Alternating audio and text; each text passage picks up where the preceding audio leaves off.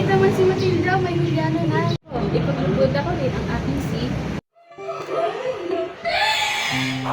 Ayan, tapos na ako.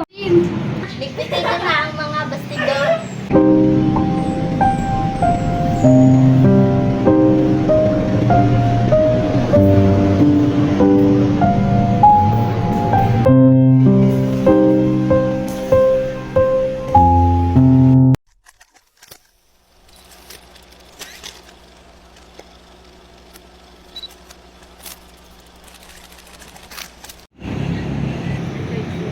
Go. Pilas, oh. Ay na yung inunit na. Oy pre! Oy pre!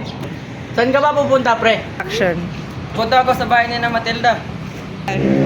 Halika, mag-usap muna tayo. Go.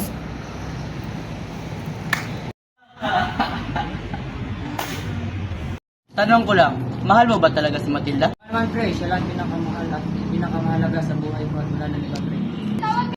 Ayos! Aba, Matilda.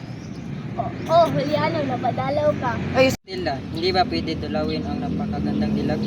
Ikaw talaga, Juliano. Aba, isang panyo. Teka, Juliano. Masama ang pagkakayari. Huwag mo nang tignan, naka. Isang silip lang, hindi ka naman hindi mo rin ganoon lang. Sa isang araw na, pagkatapos. Sige na nga, ipakikita ko na sa'yo. Ang daliri bang ito na hubog ang dila ay may mayayaring hindi Sinabi ko sa mainam. Huwag mo nga akong tuyain. Pangit nga ang mga daliri ko. Ano, napagod ka ba? Masama ka palang mapagod. Kasi hindi may pinapakita ang panyo eh, mukhang maganda naman. Tuloy! Juliano! Juliano!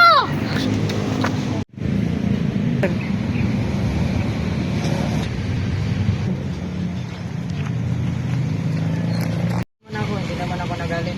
Masakit sa aking magalit ka sapagkat malaking bagay na nun para sa akin.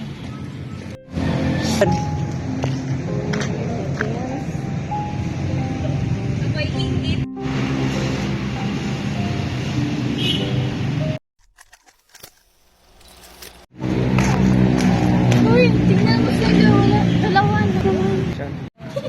Bakit nga? Ako nagagalit, Matilda. Natutuwa ako dahil nilimbang mo sa panyong ito ang pangalan ko. Wait, hindi ukol sa'yo ang panyong iyon.